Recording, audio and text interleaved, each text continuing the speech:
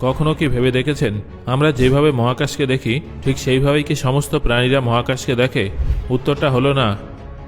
আসলে পৃথিবীতে থাকা প্রত্যেকটা প্রাণী মহাবিশ্বকে একেবারে আলাদা দৃষ্টিভঙ্গিতে দেখে, আর এর পেছনে সবথেকে বড় কারণ হলো এভলিউশন, অর্থাৎ বিবর্তন। থিওরি অফ এভলিউশন অনুযায়ী কোনো প্রাণী তার পরিবেশের সাথে মানিয়ে নিয়ে ধীরে ধীরে নিজেকে পরিবর্তন করে। এই তত্ত্বের প্রবর্তক হলেন চার্লস ডারউইন, যাকে আমরা ফাদার অফ এভলিউশনও বলে থাকি। ডারউইনের মতে প্রকৃতি সময়ের সাথে সাথে প্রাণীদের কাছ থেকে এমন সব বৈশিষ্ট্য সরিয়ে নেয় যেগুলোর আর প্রয়োজন থাকে না, আবার অন্যদিকে এমন কিছু নতুন বৈশিষ্ট্য যোগ করে যেগুলোর সাহায্যে তাদের বেঁচে থাকার সম্ভাবনা বেড়ে যায়। এই বিবর্তনের সবথেকে বড় বিষয়গুলোর একটা হলো চোখ। কারণ চোখের সাহায্যে আমরা আমাদের চারপাশের পৃথিবীকে দেখি, বিপদ বুঝি আর সিদ্ধান্ত নিতে পারি। যদিও বাইরে থেকে দেখলে অনেক প্রাণীর চোখ আমাদের চোখের মতোই হয়ে থাকে, কিন্তু বাস্তবে তাদের দেখার ক্ষমতা আমাদের থেকে সম্পূর্ণরূপে আলাদা। কেউ কেউ আমাদের থেকে অনেক বেশি রং দেখতে পারে, কেউ আবার অন্ধকারে এমনভাবে দেখতে পারে যেটা আমাদের কল্পনারও বাইরে। তাহলে প্রশ্ন হলো, অন্যান্য প্রাণীরা কি আকাশ, মহাকাশ এবং নক্ষত্রগুলো আমাদের মতো করে দেখতে পায়?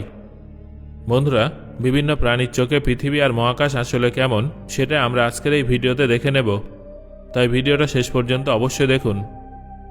নাম্বার 1, ঘোড়া। ঘোড়া ভীষণই এক অদ্ভুত প্রাণী। তাদের দেখতে অনেক বড়সড় মনে হলেও মানুষের সঙ্গে তাদের দ্রুত বন্ধুত্ব হয়ে যায়। ঘোড়া দৌড়াতে এবং লাফাতে পারদর্শী হয়ে থাকে। সেই জন্যই বিশ্বের বিভিন্ন প্রান্তে হর্স রেস এবং আরও নানা ধরনের হর্স ইভেন্ট হয়ে থাকে। দেখার দিক থেকে তাদের চোখ অনেকটা আমাদের মানুষের মতো হলেও কার্যকারিতার দিক থেকে তারা আমাদের তুলনায় অনেকটা আলাদা হয়ে থাকে। ঘোড়ার চোখ তাদের মাথার সাইডে হয়ে থাকে, যার ফলে তারা একটা ওয়াইড ভিশন পায়। সেই জন্য তারা তাদের সাইড এবং পেছনের প্রায় সমস্ত দিক পরিষ্কারভাবে দেখতে পায়। কিন্তু এই সুবিধার পাশাপাশি তাদের কাছে একটা অসুবিধাও থাকে, আর সেটা হলো সামনের জিনিস পরিষ্কারভাবে দেখতে পায় না। ঘোড়া এমন পরিবেশে বিকাশ লাভ করেছে যেখানে একটা ওয়াইড ভিশনের উপস্থিতি বেঁচে থাকার জন্য ভীষণই গুরুত্বপূর্ণ। যদি ঘোড়ার চোখ এরকম না হতো তাহলে তাদের পক্ষে শিকারীদের হাত থেকে রক্ষা পাওয়া অসম্ভব হতো। ঘোড়ারা কী কী কালার দেখতে পায়? চোখের অ্যাঙ্গেল ছাড়া তাদের আরেকটা অদ্ভুত জিনিস থাকে। আমরা পৃথিবীকে বিভিন্ন রঙে দেখতে পাই, কিন্তু ঘোড়ারাই পৃথিবীকে শুধুমাত্র ধূসর, হলুদ এবং নীল রঙের শেডেই দেখতে পাই। ঘোড়ার নাইট ভিশন আমাদের তুলনায় অনেকটাই ভালো।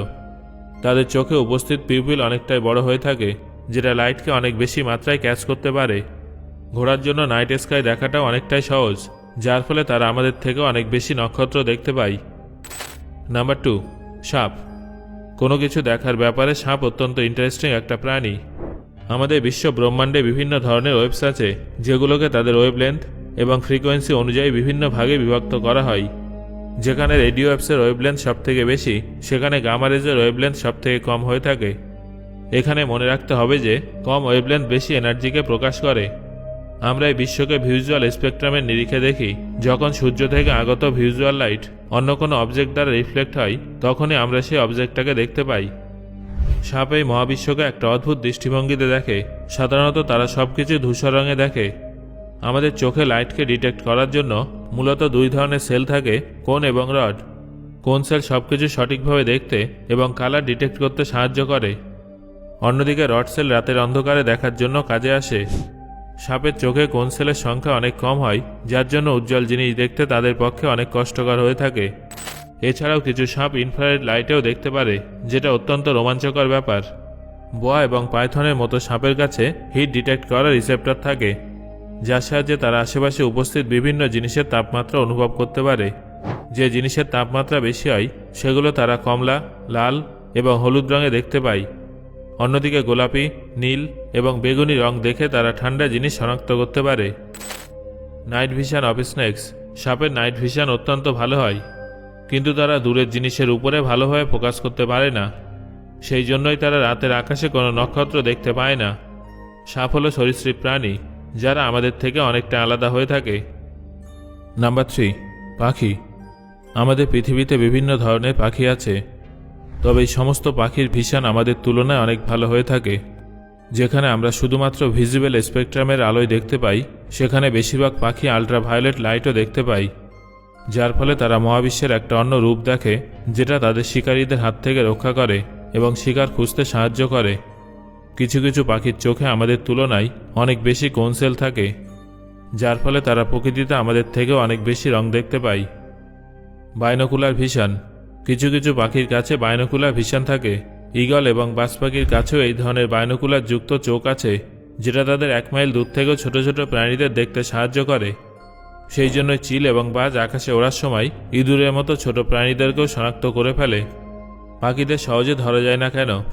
পাখিরা খুব দ্রুত মোশন ডিটেক্ট করতে পারে, যার ফলে তারা খুব সহজেই বিপদের হাত থেকে রক্ষা পায়। আপনারা কখনো না কখনো আপনাদের বাড়ির বারান্দায় ঢুকে যাওয়া পাখিদের ধরার চেষ্টা তো নিশ্চয়ই করেছেন। তবে আমি নিশ্চিত যে আপনারা ব্যর্থ হয়েছেন। কিন্তু কেন জানেন? কারণ পাখিরা তাদের আশেপাশের জগৎ সম্পর্কে আমাদের থেকেও অনেক বেশি সজাগ থাকে। ফাস্ট মোশন ডিটেক্ট করার সাথে সাথে তাদের কাছে একটা ওয়াইড অ্যাঙ্গেল ভিশনও থাকে, যার সাহায্যে তারা আশেপাশের সবকিছু পরিষ্কারভাবে দেখতে পায়। Amazing night vision of birds. কিছু কিছু পাখির কাছে যেমন কোনসেলের মাত্রা বেশি থাকে, তেমনি কিছু কিছু পাখি আবার রাতের অন্ধকারে বেশি পরিষ্কারভাবে দেখতে পায়। রডসেলের মাত্রা বেশি থাকার কারণে তারা রাতের আকাশে মানুষের থেকেও বেশি নক্ষত্র দেখতে পায়। এই ধরনের পাখির সবথেকে ভালো উদাহরণ হলো পেঁচা। পাখিদের মধ্যে পেঁচায় রাতের আকাশে সবথেকে ভালো দেখতে পায়। তারা আমাদের তুলনায় রাতে 35 থেকে 100 গুণ বেশি পরিষ্কারভাবে দেখতে পায়, যার ফলে তারা ছোট ছোট লাইটকেও অনেক ভালো করে দেখতে পায়।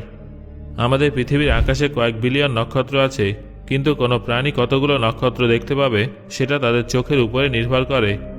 আমরা পৃথিবীর আকাশে প্রায় 6000 নক্ষত্র দেখতে পাই, আর একটা পেঁচা 10 লক্ষ নক্ষত্র পরিষ্কারভাবে দেখতে পাই। এই প্রসঙ্গে আপনাদের জানিয়ে রাখি যে এতগুলো নক্ষত্রকে দেখার জন্য আমাদের যেখানে টেলিস্কোপের প্রয়োজন হয়ে থাকে, সেখানে একটা পেঁচা রাতের আকাশে খালি চোখে এত সুন্দর দৃশ্য দেখতে পাই। পাখিরা নক্ষত্রকে মানচিত্র হিসেবে ব্যবহার করে। বন্ধুরা, এমন অনেক পাখি আছে যারা আকাশে উপস্থিত নক্ষত্রকে ব্যবহার করে তাদের পথ নির্ধারণ করে। আপনারা ছোটবেলায় পরিযায়ী পাখিদের কথা তো নিশ্চয় পড়েছিলেন। এরা হলো এমন ধরনের পাখি যারা আবহাওয়া বদলানোর সঙ্গে সঙ্গে বাসস্থানকেও বদলে ফেলে।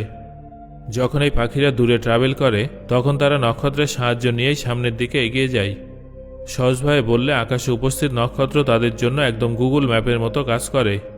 কিছু পরিযায়ী পাখি পৃথিবীর ম্যাগনেটিক ফিল্ডকে পর্যন্ত ডিটেক্ট করে ফেলে।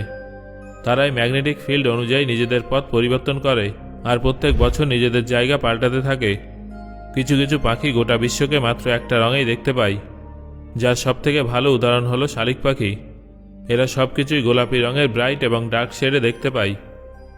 নাম্বার 4, বিড়াল। বিড়াল মানুষের মতো স্তন্যপায়ী প্রাণী হলেও তাদের ভিশন কিন্তু আমাদের থেকে অনেকটা আলাদা। বিড়ালরা ইলেকট্রোম্যাগনেটিক স্পেকট্রামের ভিজুয়াল পোর্শনের সঙ্গে সঙ্গে আলট্রা ভায়োলেট পোর্শনটাকেও দেখতে পায়। তাদের রেটিনাতে মানুষের তুলনায় অনেক বেশি রড সেল থাকে। সেই জন্যই বিড়ালদের নাইট ভিশন আমাদের তুলনায় 6 গুণ ক্লিয়ার হয়ে থাকে।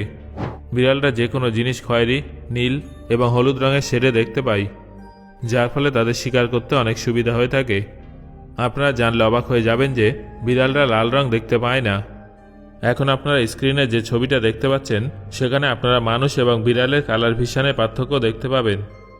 অনেক স্তন্যপায়ী প্রাণীদের মতো বিড়ালরাও রাতের আকাশে নক্ষত্রদের পরিষ্কারভাবে দেখতে পায়। আলট্রাভায়োলেট রেডিয়েশনকে দেখার ক্ষমতা থাকায় তারা আমাদের থেকে অনেক বেশি নক্ষত্র দেখতে পায়। সো বন্ধুরা, আজকের আলোচনা শোনার পর কোন প্রাণীর দৃষ্টিশক্তি সম্পর্কে জেনে আপনি সবথেকে বেশি অবাক হয়েছেন? ধন্যবাদ।